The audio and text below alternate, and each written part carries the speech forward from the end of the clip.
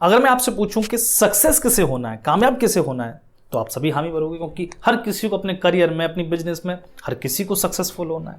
लेकिन सक्सेस होने का लॉ क्या है, सक्सेस होने की साइकोलॉजी क्या है, इसके बारे में डेल कार्नेगी आज से 70 साल पहले कहते हैं कि मैंने लाखों लोगों पर शोध किया और उनके व्यक्तिगत जीवन के अनुभव के आधार पर मैं ये कहता हूं कि एक व्यक्ति की कामयाबी के पीछे उसके ज्ञान का हिस्सा मात्र 20% होता है, लेकिन उसका जो व्यवहार है वो 80% मायने रखता है। मतलब अगर आप कामयाब होना चाहते हैं तो आपकी नॉलेज केवल 20% मायने रखेगी, पर मायने क्या रखेगा? आपका ह्यूमन बिहेवियर, आप व्यवहार कैसे करते हो, आप दूसरों के साथ कैसे बर्ताव करते हो, ये पूरी साइकोलॉजी ये ज्यादा मायने रखेगी। और दुर्भाग्य देखो कि हमारे स्कूल्स में यही नहीं सिखाई जाती, बाकी सब सिखाया जाता है, बाकी सब रटाया जाता है। और रटते भी कितने, 40 में से 4-5 बच्चे रटते हैं, बाकी का क्या होगा? बाकी का हमें कोई फिक्र नहीं है। उनको हम ह्यूमन साइकोलॉजी नहीं सिखाते कि वे जब स्कूल से बाहर निकलेंगे, कॉलेज से बाहर निकलेंगे तो व्यवहार कैसे करेंगे, वो साइकोलॉजी हम नहीं सिखाते, जबकि वो ही जीवन में 80% मायने रखती है। तो मैंने इस पर बहुत सारी किताबें पढ़ी हैं, मुझे बड़ा इंटरेस्ट है इसमें, मैं साइकोलॉजी के बारे में पढ़ता रहता हूँ और भागवत का मेरा प्रोफेशन है, तो भागवत में जब मैं तरह तरह के लोगों से रोजाना मिलता हूं तो इसका मैं प्रयोग भी करता हूं और अपने अनुभव के आधार पर मैं सारी चीजें इस वीडियो में कहूंगा। और आगे भी ये पूरी साइकोलॉजिकल सीरीज आएगी। और मैं आपको क्लियर कर दूं कि ये व्यूज के लिए नहीं है, व्यूज के लिए नहीं है, व्यूज के लिए तो और वीडियोज हैं, वो आएंगे व्यूज के लिए, ये व्यूज के लिए नहीं है। मैं हृदय से चाहता हूं कि जो भी भाई मुझ पर विश्वास करते हैं, मुझे देखते हैं, उनके जीवन में क्वालिटी एड ऑन हो, उनका जीवन में क्रांति हो, और मेरी किसी एक बात से भी अगर उनकी कामयाबी की राह में थोड़ी सी भी तेजी आती है, थोड़ा सा भी उनके जीवन में कुछ अच्छा बदलाव होता है, तो मैं इन वीडियोस का धन्य मानूंगा कि मेरा काम हो गया। अब यहां पर मैं आपसे पूछूं कि किसी व्यक्ति के लिए सबसे मीठा शब्द कौन सा होता है, उसके जीवन में सबसे मिठास भरा शब्द कौन सा होता है, तो आप तरह तरह के शब्द बताओगे, तरह तरह की चीजें बताओगे। लेकिन जो साइकोलॉजी कहती है, जो रिसर्च कहती है, वो ये कहती है कि किसी भी व्यक्ति के लिए सबसे जो मीठा शब्द होता है वो होता है उसका नाम। हाँ, वो बात अलग है, कोई प्रेम में है तो उसकी प्रेमिका का नाम उसके लिए सबसे मीठा हो जाएगा, लेकिन वो 2-3 महीने रहता है। लेकिन एक व्यक्ति के लिए उसके जन्म से लेकर, क्योंकि जब जन्म होता है तब 10-12 दिन बाद ही उसका तगा बन जाता है, नाम रख दिया जाता है, और अंत तक उसके नाम के साथ उसका ऐसा तादात्म्य बन जाता है कि उससे ज्यादा मीठा उसको कुछ नहीं लगने वाला, वो उसकी चेतना में रस बस जाता है। तो साइकोलॉजी कहती है कि किसी व्यक्ति के लिए उसका जो नाम है सबसे मीठी चीज होती है, उसका जो शब्द है वो सबसे मीठी चीज होती है। तो उसे डेल कार्नेगी इसी चीज को लेकर कहते हैं कि अगर आपको किसी व्यक्ति को इन्फ्लुएंस करना है, प्रभावित करना है, अट्रैक्ट करना है, अच्छे शब्द मतलब अच्छे वे में, नेगेटिव वे में अट्रैक्ट नहीं, अच्छे वे में अगर आपको किसी व्यक्ति से अपना काम निकालना है तो उसके नाम से उसको प्रभावित करिए। तो डेल कार्नेगी आपको यहां पर समझाते हैं कि आप कैसे इन्फ्लुएंस करो। तो 2-3 कहानियां हैं, मैं आपको कहानी बताता हूं। दुनिया का एक सबसे अमीर आदमी हुआ एंड्रयू कार्नेगी। ये कार्नेगी इनका सरनेम एक जैसा है। तो एंड्रयू कार्नेगी दुनिया का सबसे अमीर आदमी हुआ, लेकिन वो गरीबी से उठा था, और उसका गरीबी से अमीर बनने का जो सफर है वो कहता है कि मैंने ह्यूमन साइकोलॉजी पर बड़ा काम किया है, और ह्यूमन साइकोलॉजी में उसने काम किया नाम पर। नाम कैसे दिया जाता है, नाम कैसे देकर उसको अपना काम निकलवाना है। मैं आपको बताता हूं कि वो स्टील की पटरियां बेचता था, स्टील की पटरियां उसको बेचनी, अब सरकार से उसको टेंडर चाहिए, सरकार टेंडर उसको क्यों देने लगी, और भी कंपनीज वहां कंपटीशन में थी। तो जो टेंडर देने वाला उस रेल का कंपनी का जो अमेरिका की थी, उसका जो प्रेसिडेंट था उसका नाम एडगर थॉमसन था, मतलब ये थॉमसन ही टेंडर दे सकता है। तो यहां पर आप देखो एंड्रयू कार्नेगी ने क्या किया, पूरी कंपनी खोल दी, पेंसिल्वेनिया में एक पूरी कंपनी खोल दी, और उस कंपनी का नाम रखा एडगर थॉमसन, मतलब उसी प्रेसिडेंट के नाम पर। और जब ये टेंडर गया तो वो किसको देगा? इसी अपने नाम वाली कंपनी को ही तो देगा, उसे विश्वास है कि मेरे नाम वाली कंपनी ये सबसे अच्छा काम करेगी। साइकोलॉजिकल इफेक्ट पड़ा, और ये एक बार नहीं किया एंड्रयू कार्नेगी ने अपने पूरे जीवन भर किया। तो नाम देकर काम कैसे कराना है। एंड्रयू कार्नेगी दुनिया का सबसे अमीर आदमी बना, आप पढ़ोगे उसके बारे में। बस उसको भारत का एक हैदराबाद का निजाम था, उससे कंपटीशन रहता था, क्योंकि हैदराबाद के निजाम के पास इतने हीरे मोती माणिक के थे कि उसकी संपत्ति का आकलन ही नहीं हो पाता था।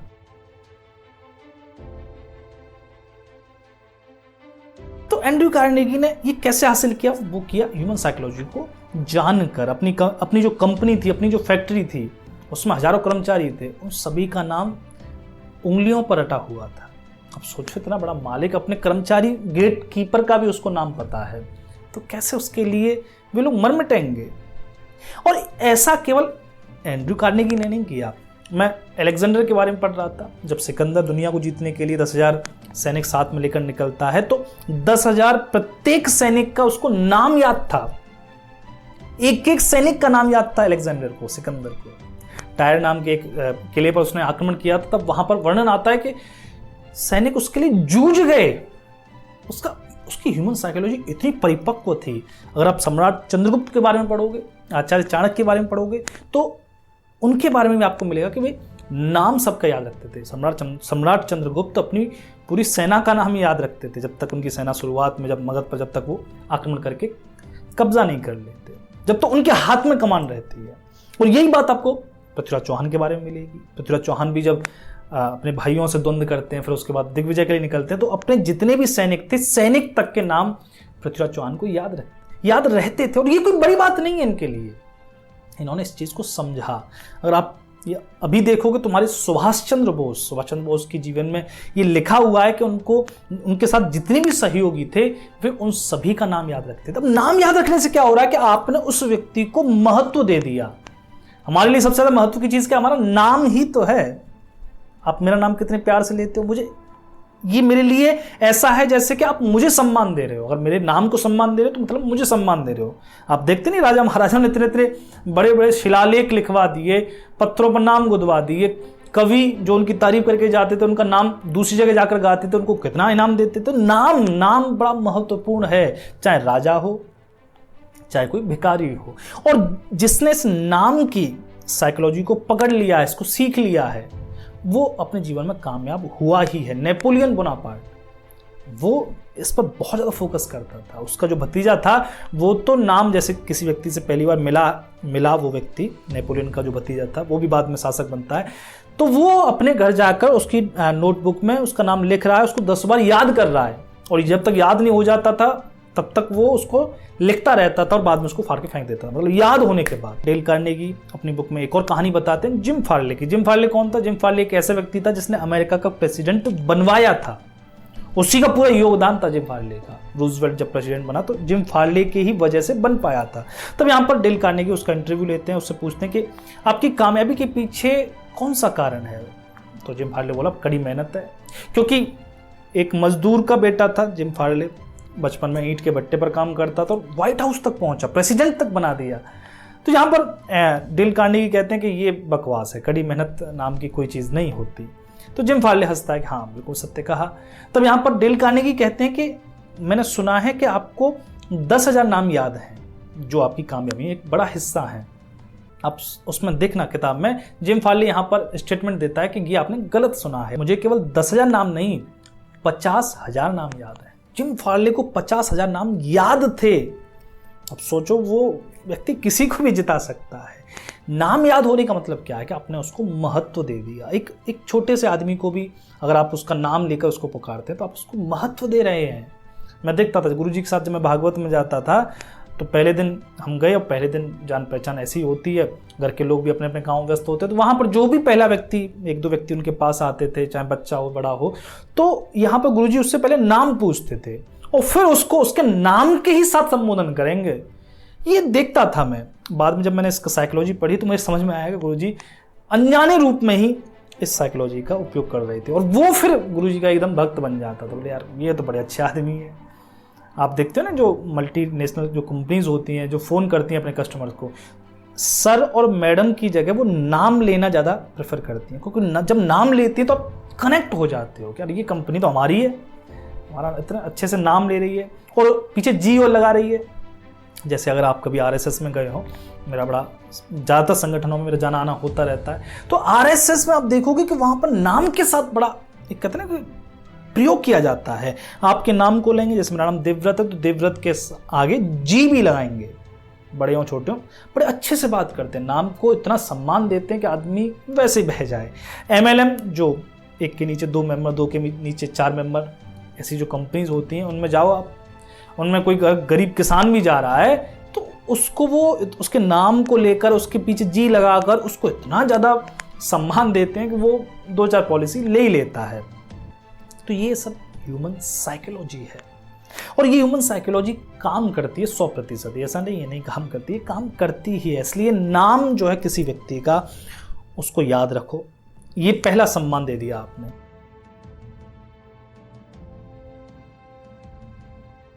दूसरा जो गलती हम कर देते हैं कि हम उच्चारण में गलती कर देते हैं। जैसे मेरा नाम देवव्रत है, अगर आप मेरा नाम कहीं स्टेज पर प्रोनाउंस कर रहे हो और आपने मेरा नाम, जैसे बहुत से लोग ले लेते हैं देव विराट कर देते हैं, हालांकि मुझे इससे कोई ज़्यादा फर्क नहीं पड़ता, पर हाँ इसका थोड़ा सा लगता है ना कि नाम कैसे गलत ले दिया।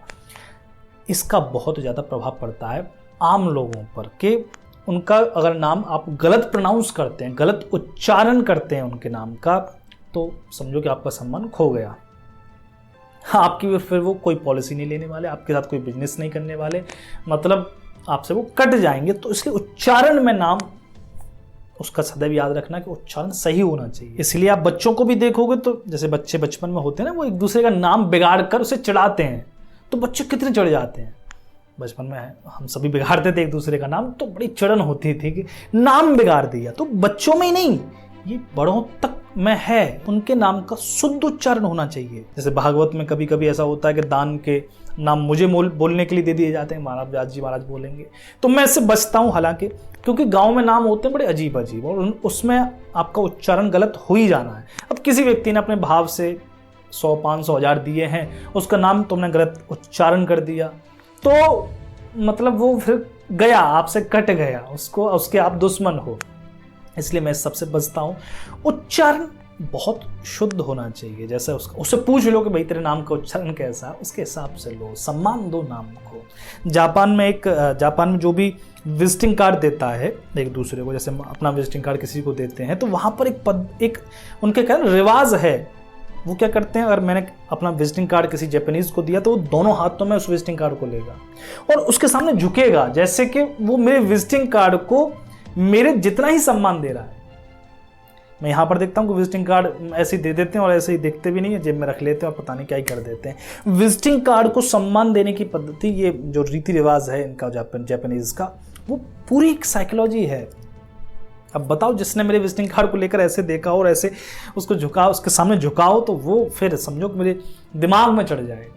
नाम महत्व का रखता है। नाम के पीछे बड़े बड़े इतिहास रच गए। कश्मीर की जो ललितादित्य थे, जब उन्होंने कन्नौज के राजा पर आक्रमण किया, तो वहां पर बस खाली राजा का नाम आगे लिख दिया गया था संधि पत्र में। ललितादित्य ने संधि खारिज कर दी, बोले नहीं युद्ध होगा, अब नाम कैसे आगे लिख दिया।